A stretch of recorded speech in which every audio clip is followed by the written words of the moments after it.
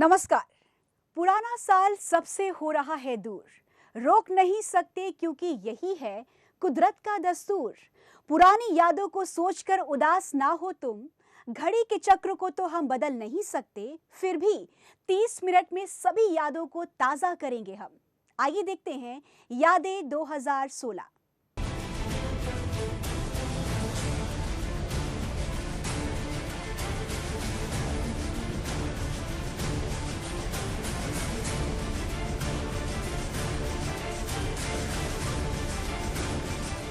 साल आते हैं चले जाते हैं, कुछ दे जाते हैं कुछ लिए जाते हैं, दर्द ऐसा देते हैं जो चाह कर भी भूल नहीं पाते, खुशी ऐसी देते हैं जिसे हम दूसरे साल भी महसूस करने से नहीं चूकते। ऐसा ही रहा साल 2016, जो देश की कई बड़ी घटनाओं का गवाह बना। कई गुजरे हुए लम्हे अचानक सुर्खियों में तब्दील हो गए। देश और दुनिया पर कई खबरों का असर देखा गया। खैर, बात करते हैं 2016 की कुछ यादों की, जो दुख के भी हैं और खुशी के भी, क्योंकि यादें तो याद ही होती हैं, चाहे खुशी की हो या फिर गम की। सपा का संग्राम पिक्चर अभी बाकी है।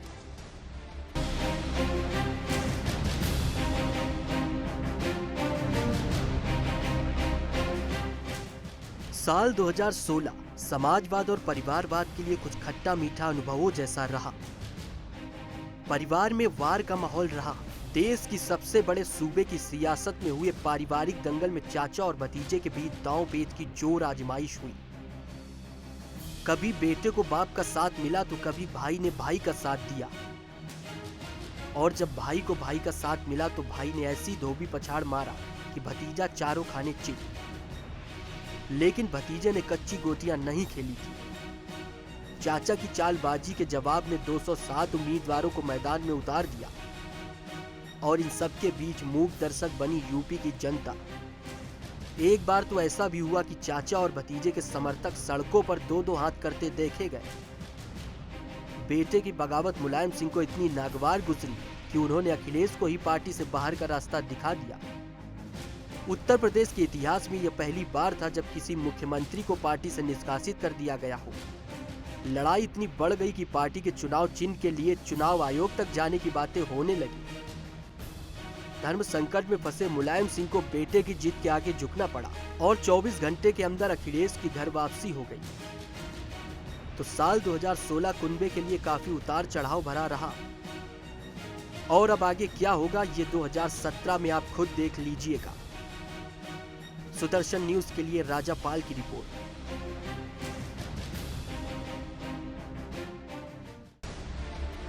नोटबंदी, विपक्ष की नाकेबंदी।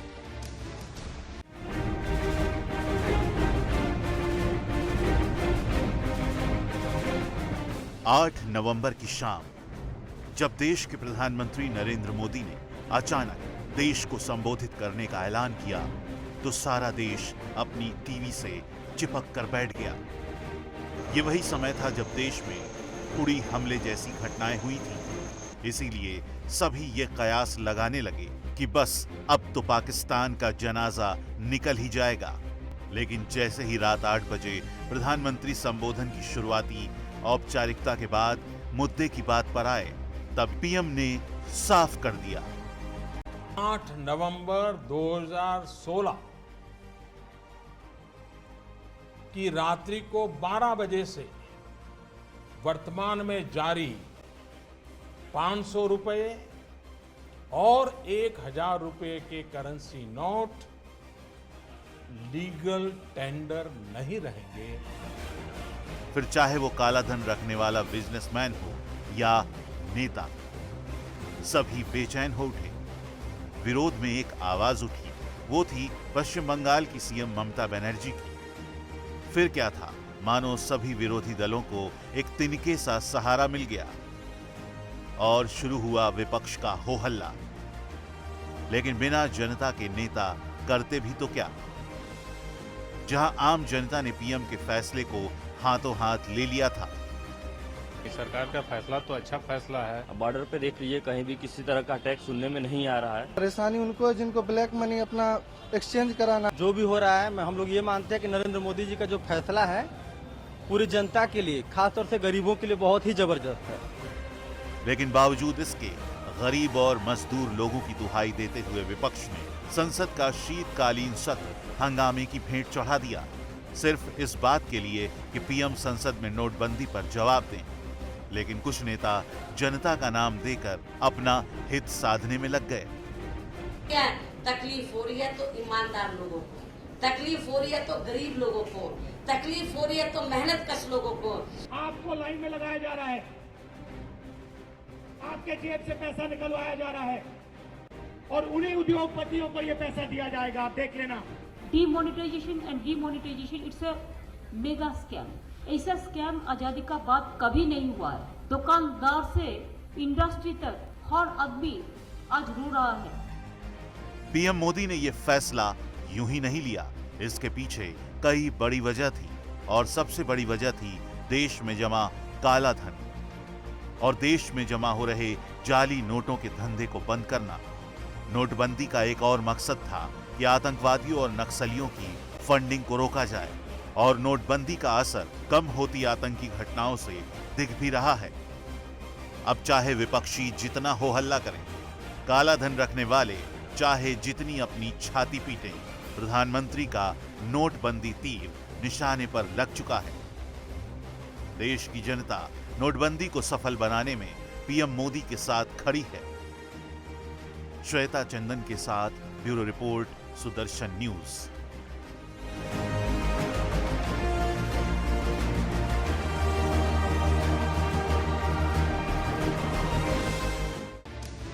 साल 2016, पठानकोट हमला, हम नहीं सुधरेंगे।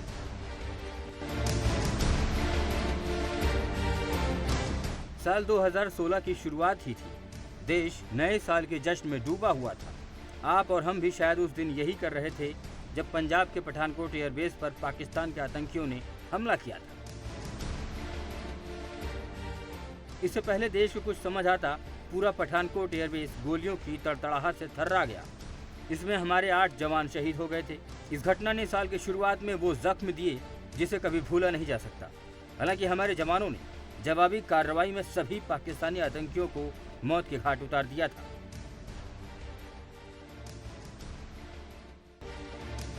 दिल्ली का ऑड इवन अब तो यही चलेगा। –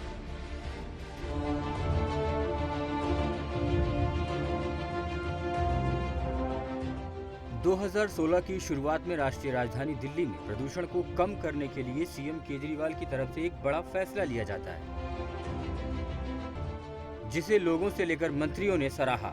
ऑड इवन का 14 दिन का ट्रायल रखा गया। इसके बाद इसे कुछ दिनों के लिए लागू भी किया गया। आपको याद दिलाते चलते हैं कि ऑड इवन का मतलब क्या था। ऑड वाले दिन ऑड वाली गाड़ी, तो इवन वाले दिन इवन वाली गाड़ी।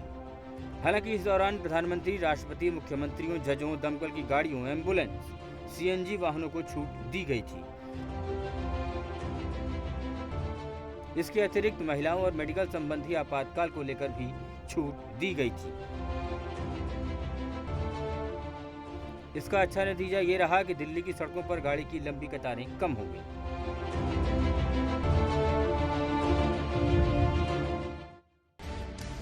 जेएनयू का मामला, राष्ट्रवाद पर संग्राम।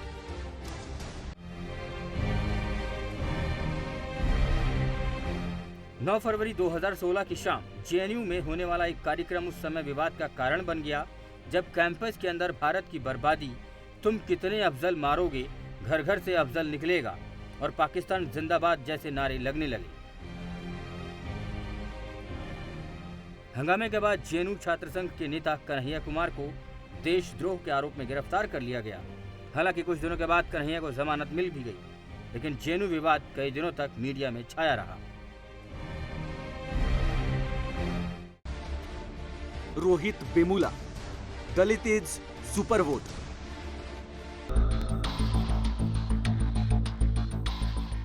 हर साल दलितों को लेकर देश में ऐसा हंगामा होता है या खड़ा कर दिया जाता है जो कुछ दिनों तक देश की अलग तस्वीर ही पेश कर देती है। राजनीतिक दल भी इसे खूब भुनाते हैं। ऐसा ही हुआ 2016 की शुरुआत में, जब हैदराबाद के छात्र रोहित वेमुला की खुदकुशी की खबर पूरे देश में चर्चा का विषय बन गई। तमाम राजनीतिक पार्टियां दलित इज मस्ट वोट की डगर पर चल पड़े। दिल्ली के सीएम अरविंद केजरीवाल और कांग्रेस उपाध्यक्ष राहुल गांधी भी हैदराबाद पहुंचे तो पीएम मोदी भी एक कार्यक्रम के दौरान रोहित का जिक्र करते हुए भावुक हो गए।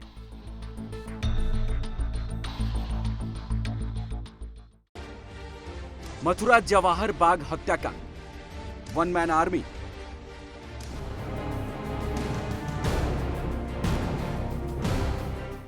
साल 2016 में 2 जून का दिन मथुरा को बड़ा दर्द दे गया। पुलिस ने अपने 2 होनहार अफसर और 22 लोगों को खो दिया।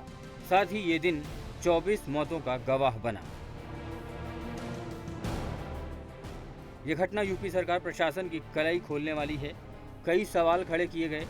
गोली चलाने का आदेश क्यों देर से दिया गया? किसके दम पर रामवृक्ष 2 साल से करोड़ों की उस जमीन पर कब्जा जमाए न सिर्फ बैठा रहा बल्कि सबके साथ मारपीट आतंक फैलाता रहा? 2 जून की रात बाग में क्या कार्रवाई हुई? आग कैसे लगी?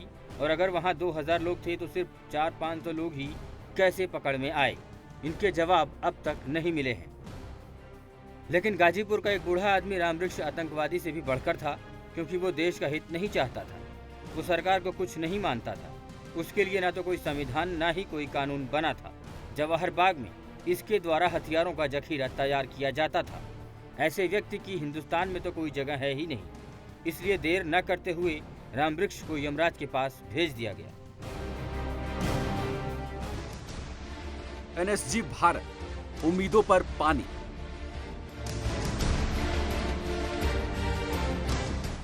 छब्बीस जून 2016 का वो दिन था जब पीएम मोदी ताशकंद में थे और विदेश सचिव एस जयशंकर सियोल में थे। ताशकंद में मोदी और जिनपिंग के बीच बैठक चल रही थी तो सियोल में एनएसजी देशों की बैठक हो रही थी। सिर्फ इसलिए कि भारत को न्यूक्लियर सप्लायर ग्रुप यानी कि एनएसजी में सदस्यता मिल जाए। प्रधानमंत्री मोदी ने इसके लिए दुनिया के कई देशों की यात्राएं भी की थी, लेकिन चीन के अड़ियल रवैये से भारत को एनएसजी में एंट्री नहीं मिली थी, जिसके बाद विपक्ष ने इसे कूटनीति के मामले में मोदी सरकार की सबसे शिकस्त करार दी।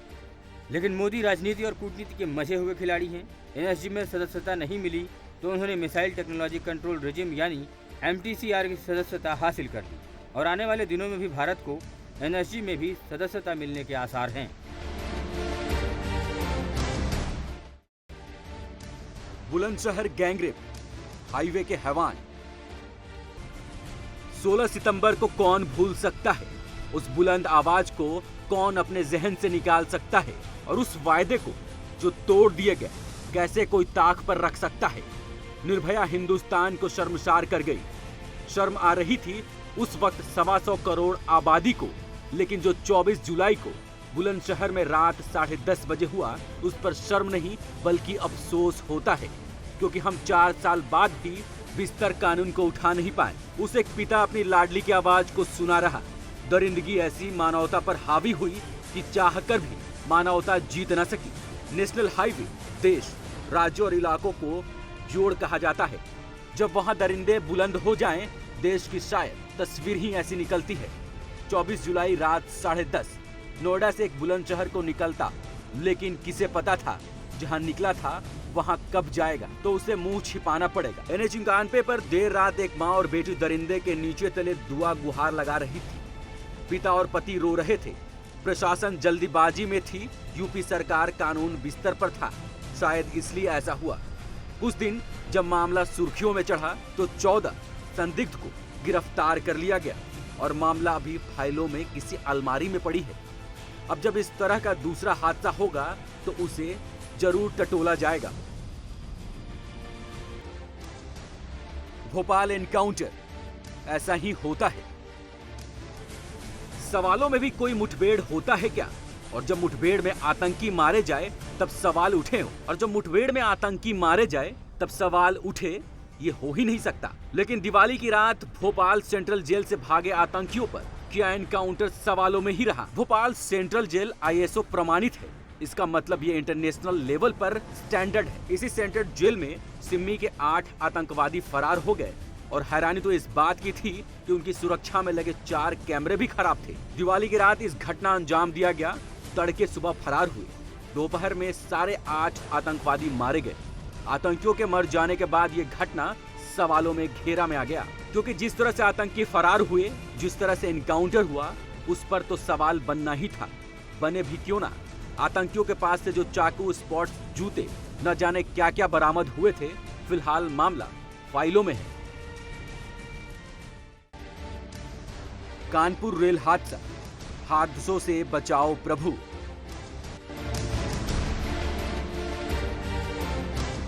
हमारे देश में ट्रेन का सफर सबसे सुरक्षित माना जाता है, लेकिन 21 नवंबर को ऐसा हादसा हुआ कि कई लोगों की जिंदगी तबाह हो गई। यूपी के कानपुर में इंदौर से पटना जा रही इंदौर राजेंद्र नगर एक्सप्रेस दुर्घटनाग्रस्त हो गई, जिसमें करीब 150 लोगों की मौत हो गई और 200 से ज्यादा लोग जख्मी हो गए। इस हादसे में कई परिवार खत्म हो गए तो कई बच्चे अनाथ हो गए। हाल के सालों में यह सबसे भीषण ट्रेन हादसा था।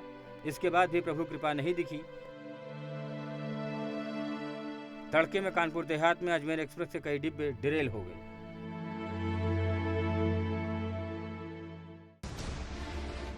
दिल्ली प्रदूषण, दिल्ली में दम घुटता है।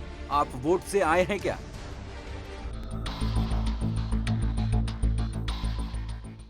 इस साल दिवाली के बाद से कुछ दिनों तक दिल्ली में पर्यावरण का दिवाला निकल गया। सब देखते रहे, देखते ही देखते दिल वालों की दिल्ली दुनिया का सबसे दूषित शहर बन गई। दुनिया भर के चैनलों पर, समाचार पत्रों में दिल्ली के दम घुटू हवा की चर्चा हुई। केंद्र ने तो ये कह दिया कि दिल्ली में इमरजेंसी के हालात बन चुके हैं। दिल्ली एनसीआर के स्कूलों में 3 दिन की छुट्टी का ऐलान कर दिया गया। देखते ही देखते हफ्ते भर का समय बीत गया और हवा में घुले सफेद जहर ने पूरी दिल्ली को अपने आगोश में ले लिया। अब तक दिल्ली पूरी तरह से गैस चैम्बर में तब्दील हो चुकी थी, लेकिन हुक्मरान एक दूसरे पर आरोप लगाने में मशगूल रहे। दिल्ली की आबो हवा में घुले जहर पर एनजीटी में सुनवाई हुई, जहां एनजीटी ने दिल्ली सरकार और केंद्र सरकार को जमकर फटकार लगाई। एनजीटी की फटकार से साफ है कि कोर्ट दिल्ली सरकार के प्रयासों से खुश नहीं है। सफेद जहर से निपटने के लिए नेशनल ग्रीन ट्रिब्यूनल ने दिल्ली सरकार की कार्यप्रणाली पर भी सवाल उठाए। एनजीटी ने दिल्ली सरकार से कहा कि हालात इमरजेंसी जैसे बन गए हैं।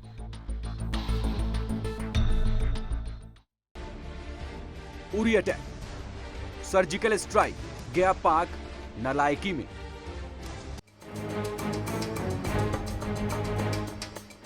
पठानकोट हमले के बाद पाकिस्तान ने उरी हमला कर यह जता दिया था कि पाकिस्तान मर सकता है, खत्म हो सकता है, लेकिन सुधर नहीं सकता। पाकिस्तान हमला करता है जीत के लिए, लेकिन इतिहास गवाह है कि पाकिस्तान हिंदुस्तान के मुकाबले कभी नहीं जीत सकता। 19 सितंबर की सुबह तड़के पाकिस्तान के पालतू आतंकी उरी में सेना के हेडक्वार्टर में हमला करते हैं, जिसमें भारत का गौरव 125 करोड़ के लिए अपने सीने की छलनी करा देता है। खबर आती है कि 18 जवान शहीद हो गए, 17 परिवार गम में डूब जाते हैं। तो इसके इतर पूरा देश रण की मांग करने लगता है। मांग की आवाज इतनी बुलंद कि पीएम आवास में 24 घंटे गूंजने लगी। तब पीएम और उनके साथी मिलकर सर्जिकल स्ट्राइक का मैप तैयार करते हैं और 29 सितंबर वो दिन जब 125 करोड़ की जनता ने चैन की नींद ली और पाकिस्तान में सब उथल पुथल, क्योंकि पाकिस्तान का ताज ही घुटने के बल गिर पड़ा। इसका असर ऐसा हुआ कि पाकिस्तान का नाम ही विश्व में बदनाम हो गया, यूएन में लताड़ा गया तो सार्क में भी धिक्कारा गया। ओलंपिक 2016 सबसे आगे नारी शक्ति का कमाल। 2016 ओलंपिक का भी साल रहा, जिसमें हिंदुस्तान की महिलाओं ने अपना दम दिखाकर जता दिया कि महिलाएं पुरुष से पीछे नहीं बल्कि आगे हैं। 2016 ओलंपिक में 12 दिन बीत गए, एक भी मेडल नहीं। देश में दुख का माहौल, लेकिन 13वें दिन हरियाणा के साक्षी मलिक ने जो किया, उसके बाद देश के लोगों की उम्मीदें बढ़ती गई। साक्षी मलिक ने पहलवानी में कांस्य पदक जीता। दूसरा नाम पीवी सिंधु का है। जिसने गोल्ड की उम्मीद जताई, लेकिन अफसोस गोल्ड नहीं मिला, लेकिन रजत पदक जरूर मिला। और पीवी सिंधु के जीत से सारी दुनिया में खुशी का माहौल छा गया और उन्हें तोहफा और उपहार का सिलसिला तब से शुरू हुआ, अब तक चल रहा है। इसके इतर भी नारी शक्ति का एक और चेहरा दीपा करमाकर है, जो ना जीत कर भी जीत से बड़ी हो गई। दरअसल दीपा जिम्नास्ट फाइनल में पहुंची, जहां अब तक कोई नहीं पहुंचा था। दीपा को खूब सराहा गया और ये सिलसिला अब तक जारी है। रियो में ही पैरालंपिक का आगाज हुआ और वहां से जो तस्वीरें आई उस पर हमें नाज 2 पुरुष दिव्यांग ने 2 गोल्ड और 1 महिला दिव्यांग ने रजत पदक देश के नाम किया। बुरहान की मौत सुलगता कश्मीर। 2016 में सबसे बड़ा इनकाउंटर श्रीनगर के अनंतनाग में हुआ। आधे घंटे तक चल रही इस मुठभेड़ में किसी के हीरो हिजबुल मुजाहिदीन के आतंकी बुरहान को बंदूक की गोलियों से उड़ा दिया गया। बुरहान वानी समेत 3 आतंकी मारे गए। 15 साल से आतंकवादियों के संपर्क में आया बुरहान। 15 साल से आतंकवादियों के संपर्क में आया बुरहान सोशल मीडिया के जरिए युवाओं को उकसाता था, जिसका हिंदुस्तान के सैनिकों ने खात्मा कर दिया। बुरहान का जाना और पिछले महीनों तक घाटी का सुलगना कोई नहीं भूल सकता। कुछ देशद्रोहियों के चलते घाटी 50 से ज्यादा दिन बंद कमरों में रही। आतंकी के मौत का असर तो देखिए, अमरनाथ यात्रा ही रोक दी गई। इसके बाद भारत पाक के बीच तनाव भी चरम पर हो गया, क्योंकि बुरहान पाकिस्तान का हीरो था। 2016 में बड़ी अंतर्राष्ट्रीय घटनाएं। ब्रेक्जिट, यूरोपीय यूनियन का विखंडन। साल 2016 में ब्रिटेन का यूरोपियन यूनियन से एग्जिट हो गया। ब्रिटेन के यूरोपियन यूनियन से बाहर होने की घटना ने दुनिया भर के बाजारों में भूचाल ला दिया था, साथ दुनिया के राजनीतिज्ञ समीकरण को भी हिलाकर रख दिया था।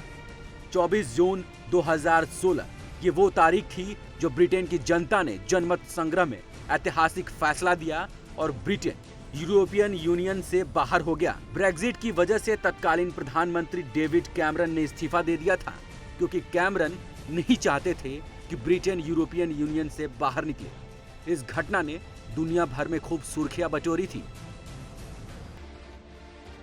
पनामा लीक, काले कुबेरों की पोल खोल। बनाना पेपर लीक ने दुनिया भर के राजनेताओं, फिल्म स्टार, खिलाड़ी, अपराधियों और व्यापारियों के वित्तीय लेन देन की पोल खोल रख दी थी। खोजी पत्रकारों और कुछ एनजीओ की रात दिन की मेहनत का कमाल था कि दुनिया के सबसे बड़े काले कारनामे का पर्दाफाश हो गया। पनामा में 500 भारतीयों के नाम भी थे। पाकिस्तान के प्रधानमंत्री नवाज शरीफ, ब्रिटेन के पीएम डेविड कैमरन, महानायक अमिताभ बच्चन का भी नाम इसमें आया था। जर्मनी के एक अखबार ने दावा किया था कि पनामा पेपर में दुनिया की उन हस्तियों के वित्तीय लेन देन की पूरी जानकारी है जो पूरी तरह से गैर कानूनी थे। ढाका में खून की नदियां, खून ही खून। ये तस्वीरें बांग्लादेश की राजधानी ढाका की है। तस्वीरों में जो दिख रहा है वो पानी नहीं, खून है। जब दुनिया भर के मुसलमान बकरीद मना रहे थे और जानवरों की कुर्बानी दे रहे थे, उस वक्त ढाका में भी जानवरों की कुर्बानियां दी जा रही थी। और उस दिन ढाका में हुई बारिश ने पानी के साथ साथ जानवरों की खून भी बाहर आ गए। सड़कों पर पानी है कि खून, इसका अंतर कर पाना भी मुश्किल हो गया था। और हालात ऐसे हो गए थे कि ढाका के इन गलियों में जानवरों का नजारा खून की नदियों जैसा हो गया था। इस घटना ने दुनिया भर की मीडिया में खूब सुर्खियां बटोरी। हालांकि बाद में कुछ लोग इसे साजिश बताने से भी नहीं चूके। डोनाल्ड ट्रंप का राष्ट्रपति बनना, ट्रंप की तो निकल पड़ी। अमेरिका में इस साल हुए चुनाव ने पूरी दुनिया को चौंका दिया। ये बिल्कुल उसी तरह था जैसा साल 2014 में नरेंद्र मोदी का सत्ता में आना। अपने चुनाव प्रचार में ट्रंप ने कई बार ऐसी बयानबाजी भी की जिसकी वजह से वो काफी विवादों में रहे। लेकिन राजनीति के नए खिलाड़ी ट्रंप ने ऐसा माहौल बनाया कि दुनिया के पॉलिटिकल पंडितों के अनुमान और आंकड़े धरे के धरे रह गए। डोनाल्ड ट्रंप अमेरिका के ऐसे राष्ट्रपति हैं जिनके पास राजनीति का कोई अनुभव नहीं है। पाकिस्तान और मुसलमानों पर अपने बयानों की वजह से ट्रंप सुर्खियों में रहे हैं। तो याद किया आपने 2016 की कुछ अहम यादों को। मुबारक हो आपको पुराना साल। 2017 के आगाज होने में यूं तो कुछ घंटे ही बाकी हैं, लेकिन हम आपको साल 2017 की शुभकामनाएं अभी से देते हैं। क्योंकि 12 बजे के बाद ये सिलसिला तो जारी रहने वाला है। और इसी के साथ एक बार फिर से आप सभी को सुदर्शन परिवार की तरफ से नए साल की हार्दिक शुभकामनाएं। मुझे दीजिए इजाजत, आप देखते रहिए सुदर्शन न्यूज।